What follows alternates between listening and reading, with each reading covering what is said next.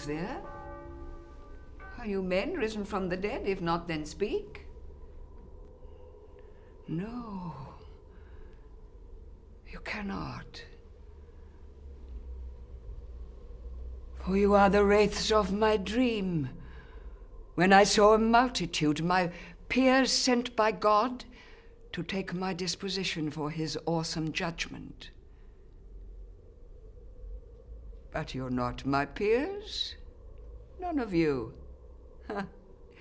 Hear this, that I am Eleanor, Queen of England, and once of France. What are you? Idlers and jostlers, who once kissed the dust my train had swept across the face of my domains. You are not sent by God, rather by paying your penny piece. You've come to gawp at the deathbed of a queen.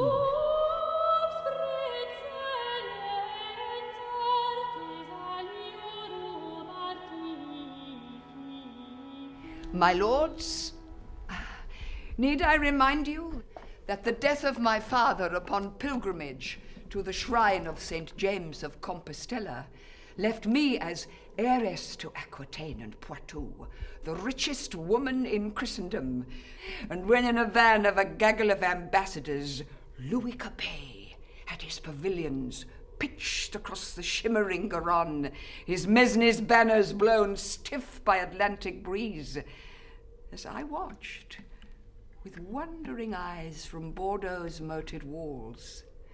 Yes, why then I was barely 15 years of age. Oh, I was no simple bride. Indeed, men would have sought my hand had I been a dwarf, pockmarked, ignorant as a pig girl. None of that would have been taken into account. It was my dowry that was sought, not my mind. They ignored my qualities, attributes, which man considers heresy. And I suspect the reason why you are here.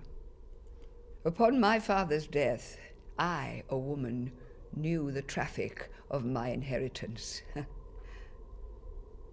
And were it not chance, guised as a wayward sow, startled by a horsed party Paris-bound, plunged beneath a stallion's legs, bringing the anointed heir of France crashing to the ground devoid of life, Louis the Younger would not have been anointed in his brother's place, and the destinies of France, England, our world, by God's will, may have followed different courses. But queen I became, Queen of France, espoused to a boy whose clothes stank like the robes of an unwashed priest. So, I sought the means to wean him from the Holy Virgin's breast to the rule of his realm. I had Louis Capet blooded to the game of kings, when, as warning to his other vassal states, he led the armies of France into Champagne to sack Thibault's Vitry-on-the-Marne with the fires of hell. Why, I was at his shoulder when he put to the torch that timbered city, burnt alive all, even those who, seeking sanctuary, prayed upon the altars of cathedral and church. It was the act of a king that brought a holy penance in its wake. Ooh, what a penance! Edessa, on the eastern frontiers of Christendom, had been invaded by Moslem hordes. Its altars desecrated, its people put to the sword, enslaved, seen by Rome as threat to Jerusalem. So, coup de main was required and dealt at Wiesly at the end of Lent. Meadows below the town, where thousands upon thousands stood, awaiting the Abbé Bernard of Clairvaux's reading of the papal bull. Behind him, his supporters, Louis and I, his queen, enthroned amongst our barons and our bishops, all lately shriven, apotheosized by Easter vows, to listen to the call to arms, to glorious crusade for Christendom. And note this, you scribes, why, I too knelt to offer my vassal thousands from Poitou and Aquitaine, and with me, scores of other women, oh yes, my lords, 500 of your female kin took the cross that day with me, women, armed and armored, bag and baggage in my train of wains. We crossed the Rhine at Mainz to drift the Danube stream, ride the Hungarian plains, reach Byzantium, as the westering sun tinged blood-red the Bosphorus, an awesome warning of slaughter yet to come. Then we women, in company with Louis's crusading horde, ferried the Narrows at Bayeux Bay, and thence by Grecian galley to Antioch, garrisoned by Aquitaines, ruled by Raymond of Toulouse, of my house. Know you how the chroniclers tell the tale? The garrison there standing quiet, with mouths wide open gaped, at their duchess and in the lead of triumphant Amazons, their helmets held on saddle crops. 500 women's hair was wimple-free, with no restraint, and faces flashing pride, yet still the only sound was heard, the horses' measured clop, as through the silent canyon streets they rode through Antioch, until a voice was heard to shout, "C'est vrai, c'est la duchesse," and with concerted voice of thousands, "Oui, vive la duchesse!" And on that day I sinned with pride, gloried that la duchesse took pride of place above the Queen of France. And in riposte for that, Louis's monks deprived me of my presence at his council, that my station as Queen of France and contribution of my lands toward crusade gave me entitlement. Oh, had I been there, my lords, permitted to take my seat, why, I would have ensured that Jerusalem had been purged by sword instead of cross. Herald's trumpet would have echoed across Saracen's castle walls, not the sound of chanting monks as infidels jeered the cross, God's truth. Had I been there, my lords, then by the grace of God and for God, Jerusalem, like Antioch, would have again been restored for Christendom. Instead,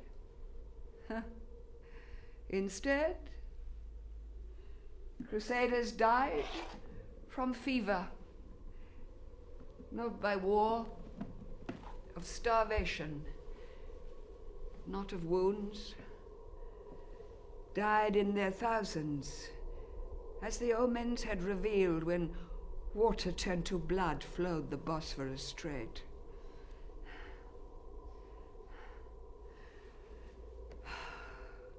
That brought from me contempt for Louis and his priests, and then my hatred, when at the urging of his clerics, he sought a second child from my womb as heir to France. I refused the matrimonial bed, and in riposte for that, Louis had me abducted from Antioch to his camp by the castrate Galeran, to serve me there by an act of rape. For that, I had Thierry Galeran castrate, abducted in his turn, flayed, his bowels stuffed down his throat, his skin stretched across a tabor's frame, to be played as drum for his living ears to feast upon the melody.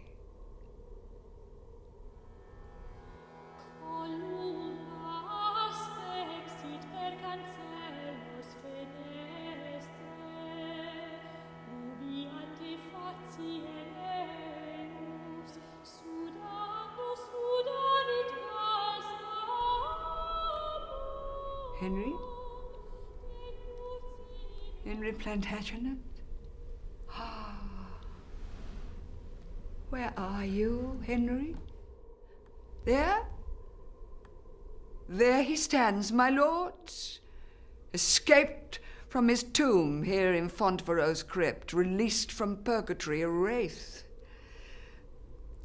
All that is left of the man who was king ruled domains that stretched from Hadrian's wall south to the Pyrenees, east from Biscay's waveless shore to the Rhine at Mainz, and in my bed sired a pride of lions. As in a multitude of other beds he sired a regiment of bastards. Without offence to me, he thought, although offence I took. That I birthed a pride, 'tis true, and the catalogue of their names bears witness to that. William, early death, young Henry, Matilda, Richard, Geoffrey, Joanna, Eleanor, and lastly, Lackland John, 8 in 12 years. Oh, there were more. Born dead. Pride of lions, no doubt of that.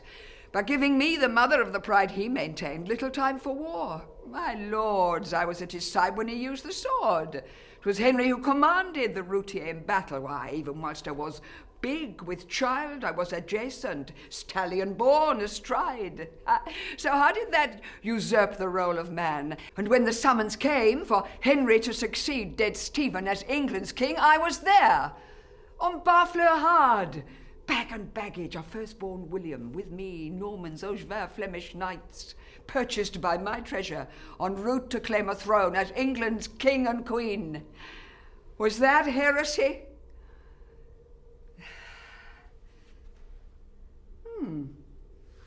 Another item charged to my account.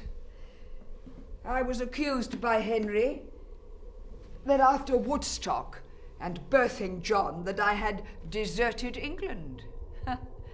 That I'll answer by charging you, Henry, before God and this assembly, that long before Woodstock, you had deserted me.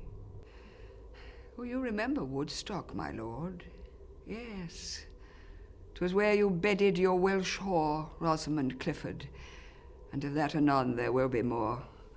Or do you remember Bermondsey, where Henry was born? No? I thought you would remember Bermondsey, since young Henry was once your favourite son.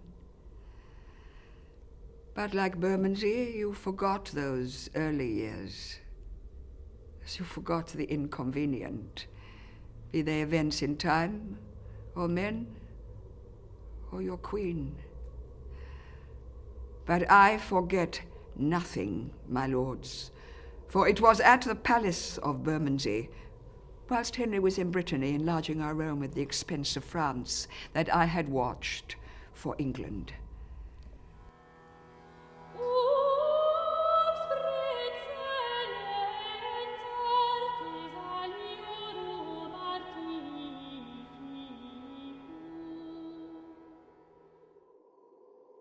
God's truth, they've robed me for the tomb.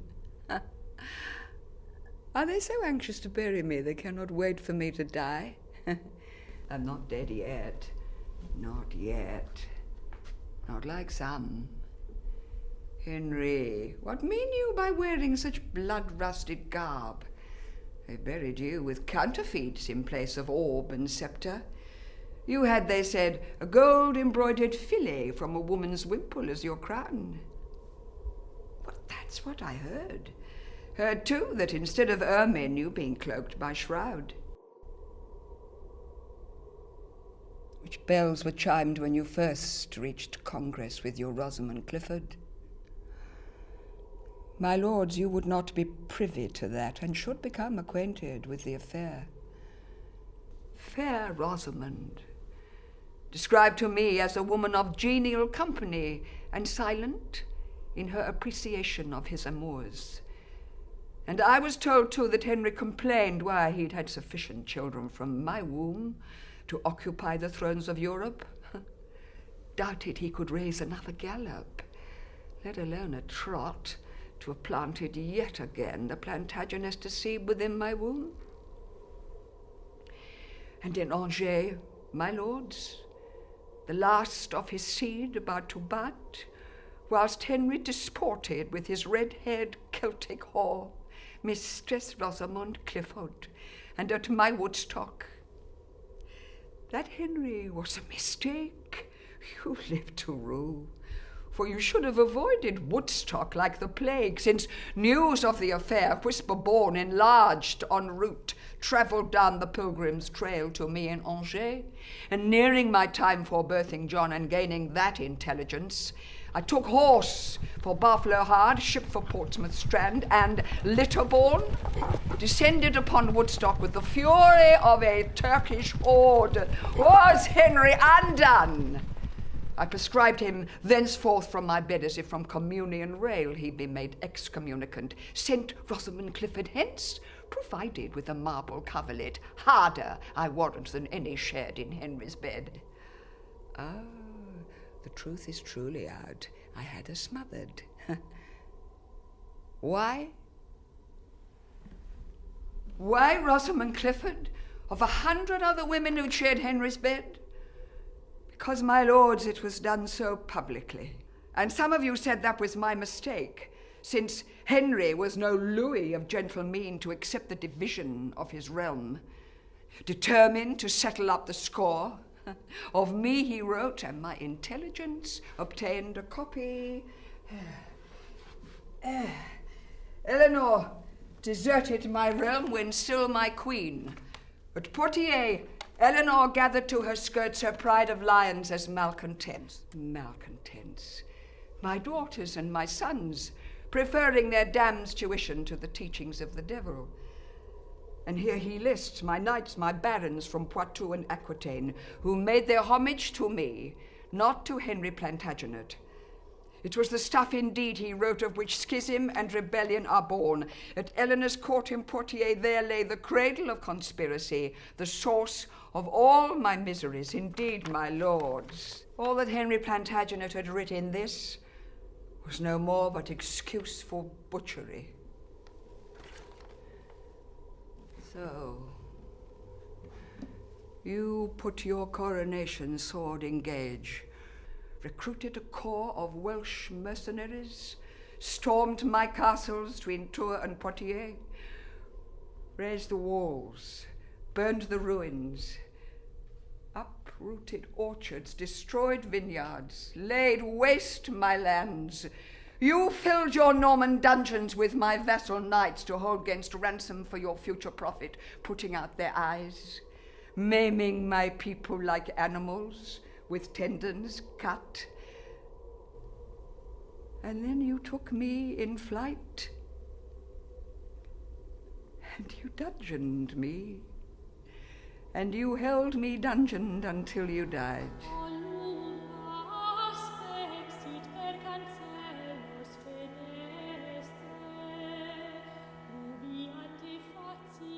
They brought me the news to Salisbury's Tower, and there I screamed with joy. The king is dead. Henry Plantagenet is dead. Long live the king, King Richard, my Coeur de Lion. And at 63 years of age, my lords, after 14 years, I breathed freedom's air once more.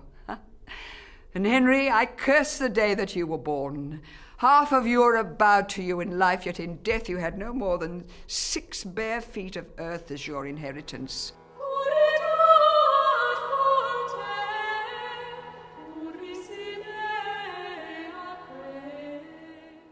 My lords, there is still one last narrative. The way of Richard's death. Engaged upon crusade en route to Palestine, he married Berengaria. Well, I could not get to Cyprus then. I was in my 72nd year. But I could ride, I could ride from Rouen to Sicily to wish the bride and groom farewell, and farewell too to affairs of state, since Richard's marriage was an event which enabled me in fulsome years to retire as England's queen to refuge here within Fontevrault's walls. Yes, I know, Richard's death. You were on Chevauchée, in Normandy, a plundering raid, and during Lent. Did not Henry teach you, boy? Never campaign during Lent. Chaloux. Oh, that name strikes my heart like a morning bell. Chaloux. Ill defended, so they said. 3 nights only, minions, cooks. Chaloux. Before its keep, my son reached untimely end.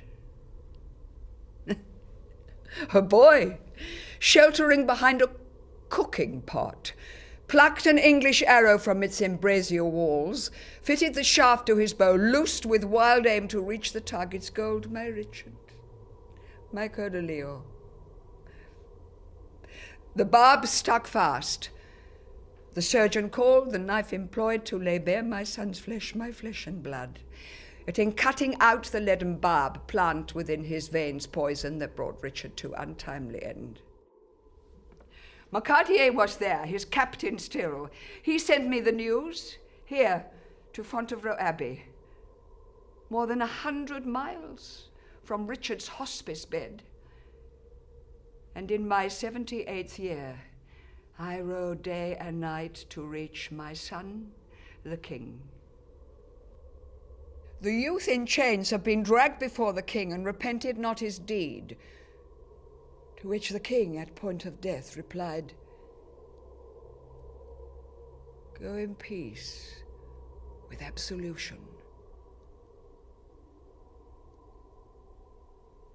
In peace. A commoner to boast he'd killed a king, forgiven as if he'd stretched a rooster's neck, absolved from taking my son's life, a Plantagenet. Oh, the boy was flayed alive, and as each strip of skin laid bare his flesh, inch by inch, slowly, like mineraled water poised on tip of stalactite, my tears of grief were dried, dead. All my brood dead. William, Henry's pride, dead. Young Henry, dead. Matilda, dead. Geoffrey, dead. Joanna, dead. Richard, dead. Only Eleanor, named for me, and Queen of Spain, and John, lives still. John? He's no king. Oh, Henry, where lies now the brave promise of our dreams? 'Twas Bermondsey. That's where it all went wrong. It was Bermondsey. Oh, my lords, in your judgment, remember well that I was a woman born beyond my time, living uncomfortably within my century, for I practiced my belief that woman equals man. To you, my lords, a sin even worse than heresy. Because of your established order, I was held by Henry, lest my beliefs spread as if from leper's touch. My lords, I plead you commend me to the saints. Henry? When I was in Palestine upon crusade, I learnt of the way the Saracens arrange such matters, when as with us they had a superfluity of sons. When a caliph dies, a new caliph is elected in his stead, and all the other sons are quietly smothered. Well, perhaps we should have done that. Eh, Henry? Eh? Henry, they have another custom too, the Saracens. Some men are made castrate by the knife. Perhaps at Woodstock I should have arranged for that for you. Oh, had I done so, we would have had a far more comfortable life. Eh, Henry? Eh?